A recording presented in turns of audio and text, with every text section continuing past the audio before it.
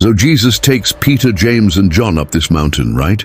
Just the three of them. And something amazing happens. Jesus' appearance changes. His clothes turn super bright, like whiter than anything you could imagine.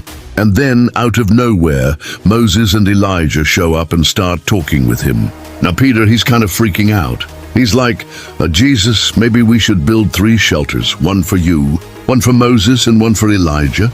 He's just saying something because he doesn't know what else to do. And then boom, a cloud comes over them.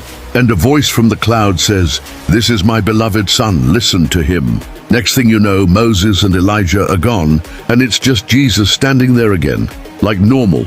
As they're walking back down the mountain, Jesus tells them, "Hey, don't talk about what you just saw until after the Son of Man rises from the dead." And the disciples are like, "Wait, what does he mean by rising from the dead?" They're confused, trying to figure it out.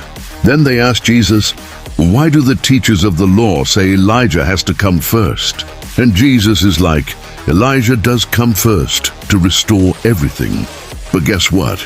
He's already come, and people did whatever they wanted to him, just like they're going to do to the Son of Man." He's talking about John the Baptist here, but the disciples don't fully get it yet. Now let's break it down.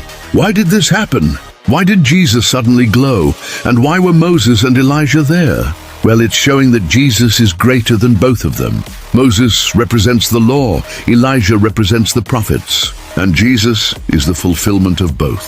That's why God speaks from the cloud and says, "Listen to him." It's like God is saying, "This is the one you need to follow now." And Peter, man, he's always quick to speak. He sees Jesus shining, sees these 2 legendary figures, and his first thought is, "Let's set up tents." But Jesus isn't about staying on the mountain.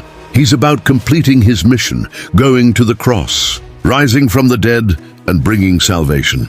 So what's the takeaway? Sometimes we want to stay in those mountaintop moments. With God, those experiences where we feel his presence so strong. But Jesus shows us that we can't just stay up there. There's a mission. There's a purpose. And most importantly, the Father says, listen to him. That's the whole point. Listen to Jesus. A good verse to add here is 2 Peter 1, verse 16 to 18, where Peter actually talks about this moment later on. He says, "We didn't make up clever stories when we told you about the power and coming of Jesus Christ. We saw his majesty with our own eyes. We heard that voice from heaven saying, 'This is my Son, whom I love.'" Peter was there. He saw it, he heard it, and he's telling people this is real.